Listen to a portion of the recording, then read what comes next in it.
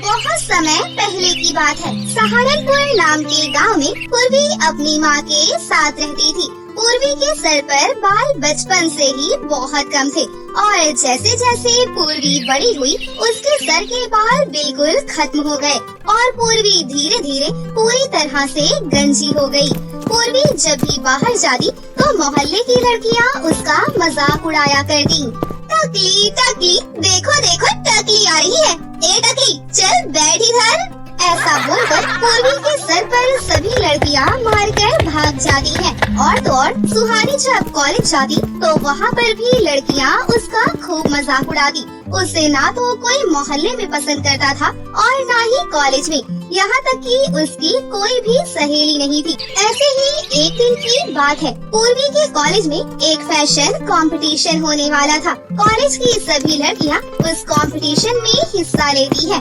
अब पूर्वी का भी बहुत दिल करता है कि वो भी इस कंपटीशन में हिस्सा ले। ऐसा सोचकर पूर्वी अपना नाम लिखवाने काउंटर पर जाती है तो सभी लड़कियाँ उसका मजाक बनाने लगती हैं। अरे देखो देखो, ये टकली भी हमारे साथ कंपटीशन में हिस्सा ले रही है। लगता है ये कंपटीशन यही जीतने वाली है। हमारा तो कोई फायदा ही नहीं है इस कंपटीशन में हिस्सा लेने का। ऐसा कहकर सभी लड़कियाँ पूर्वी के ऊपर हंसने लगती हैं। बेचारी पूर्वी रोते हुए अपने घर वापस आ जाती है। पूर्वी को रोता हुआ देखकर उसकी माँ पूछती है, क्या हुआ मेरी बच्ची, तू रो क्यों रही है? माँ, मेरा कुछ नहीं होगा। मेरी तो किस्मत ही खराब है। ना ही कोई मेरी सहेली है और ना ही कोई मुझे पसंद करता है। और तो और कॉलेज में फैशन कंपटीशन होने वाला है, पर मैं उसमें भी हिस्सा नहीं ले सकती। अब हम कर भी क्या सकते हैं? तेरा इतना इलाज करवाने के बाद भी तेरी ये समस्या खत्म ही नहीं हुई। पर तू फिक्र मत कर, ऊपर वाला है ना, वो सब कुछ अच्छा कर देंगे। तो फैशन कंपटीशन में हिस्सा भी लेगी और जीतेगी भी। पर माँ, ये होगा कैसे? मैं तो गंजी हूँ ना। ऐसे तो मुझे कोई फैशन कंपटीशन में हिस्सा लेने ही नहीं देगा। कॉलेज की लड़कियों के तो इतने सुंदर सुंदर बाल हैं, तो मैं कैसे जीत सकती हूँ माँ? बेटा, बस तुम फैशन कंपटीशन में हिस्सा लेने की तैयारी करो। मैं तेरे बालों का इंतजाम कहीं न कहीं से कर ही दूंगी। कलावती अपनी सहेली पारुल के घर जाती है। पारुल एक ब्यूटी पार्लर चलाती थी। कलावती अपनी सारी परेशानी पारुल को बताती है तो पारुल उससे कहती है, अरे कलावती, तो इतनी छोटी सी बात के लिए इतनी टेंशन क्यों ले रही है? यार तो पूर्वी के सर पर रेडीमेड विग लगवा देना, इससे वो कंपटीशन में हिस्सा भी ले लेगी और जीत भी जाएगी। एक काम कर, तू पूर्वी को कल ही मेरे ब्यूटी पार्लर पर ले आना। पारुल, तेरा बहुत बहुत शुक्रिया। तूने तो मेरे सर से बहुत बड़ा बोझ हल्का कर दिया। मैं अपनी बेटी को उदास देखकर बहुत ज्यादा परेशान रहती थी, पर तूने मेरी इस परेशानी को खत्म कर दिया। अगले दिन कलावती अपनी बेटी को ब्यूटी पार्लर में लेकर जाती है तो फिर पारुल पूर्वी के सर पर बहुत ही प्यारी सी विग लगा देती है। पूर्वी पहले से ही दिखने में तो सुंदर थी ही, पर विग लगाने से वो और भी ज्यादा सुंदर लगने लगी। अब पूर्वी अगले दिन कंपटीशन में हिस्सा ले लेती है और स्टेज पर डांस परफॉर्मेंस करने लगती है। वहीं अब कॉलेज की सभी लड़कियाँ उसे देखकर हैरान रह जाती हैं। अरे इस टकली के सर पर बाल कहाँ से आ गए? और इसका डांस परफॉर्मेंस देखकर लगता है कि उसने बहुत ज्यादा प्रैक्टिस की है। पूर्वी बहुत ही अच्छी परफॉर्मेंस दे रही थी और पूर्वी उस कंपटीशन को जीत भी जाती है। तभी उसकी मुलाकात रॉकी नाम के एक लड़के से होती है और रॉकी जब पूर्वी को देखता है तो वो बस उसे देखता ही रह जाता है। कांग्रेचुलेशन पूर्वी, आज आपने बहुत अच्छा डांस किया और आज आप बहुत ही सुंदर भी लग रही हो। मैं तो सिर्फ आपको देखता ही रह गया। Thank you so much. पर आप कौन हो? आज से पहले मैंने तो कभी आपको इस कॉलेज में नहीं देखा। जी, मेरा नाम रॉकी है। नाम तो सुना ही होगा। जी नहीं, मैंने तो ऐसा नाम नहीं सुना। इतना बोलकर पूर्वी वहाँ से मुस्कुराते हुए चली जाती है। फिर क्या था, धीरे धीरे रॉकी और पूर्वी की जान पहचान हो गई। और फिर तो एक दिन रॉकी ने पूर्वी को शादी के लिए प्रपोज ही कर दिया। पूर्वी, मैं तुमसे कुछ कहना चाहता हूँ, पर डर भी लग रहा है कि कहीं तुम नाराज ना हो जाओ। ये तुम कैसी बातें कर रहे हो रॉकी? मैं तुमसे नाराज नहीं होंगी। पूर्वी, मैंने जब तुम्हें पहली बार देखा था, मैं तभी से तुम्हें पसंद करने लगा था। तो क्या तुम मुझसे शादी करना चाहोगी? अपनी पूरी लाइफ मेरे साथ बिताना चाहोगी?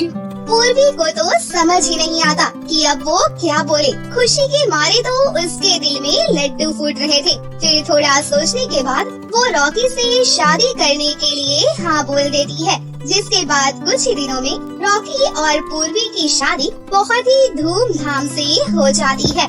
शादी के अगले दिन जब पूर्वी नहाने के लिए बाथरूम में जाती है तो वो अपने बालों वाली विग उतार कर बाहर रख देती है। इतने में रॉकी भी अंदर आ जाता है और बालों की विग देखकर सोच में पड़ जाता है। अरे, ये लड़कियों के बालों का विग हमारे घर में क्या कर रहा है?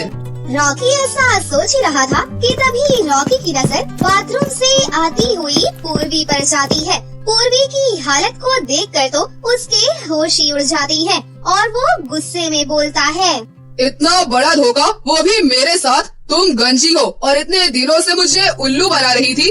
अभी के अभी मेरे घर से निकल जाओ।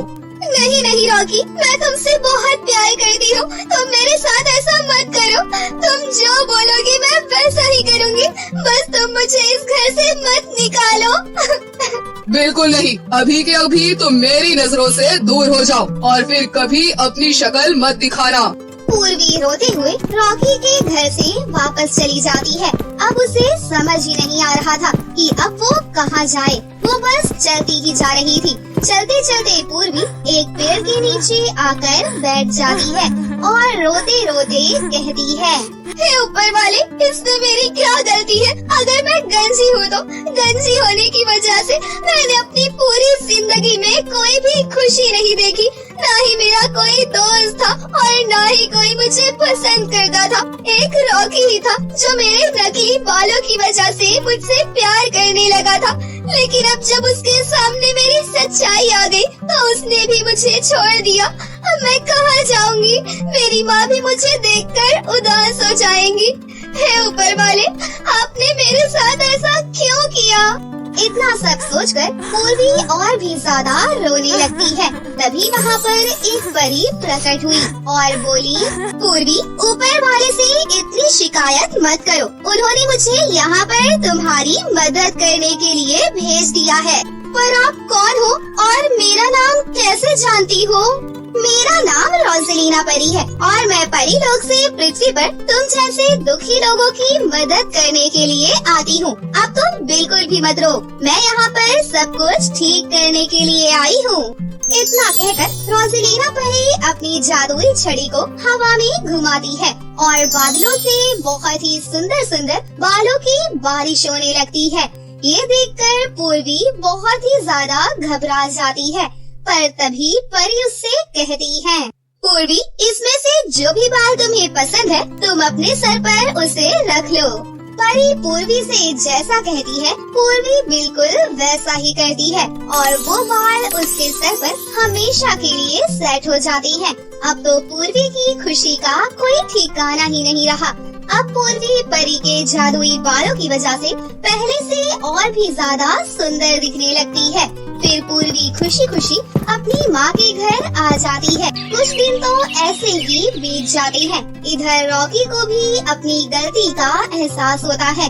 उसे पूर्वी की कमी खलने लगती है। तो फिर रॉकी पूर्वी को लेने के लिए उसके घर पर चला जाता है।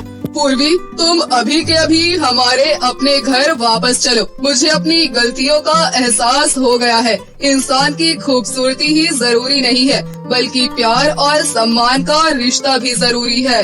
रॉकी की ये बात सुनकर पूर्वी उसके साथ वापस चली जाती है और खुशी खुशी अपना जीवन रॉकी के साथ गुजारने लगती है।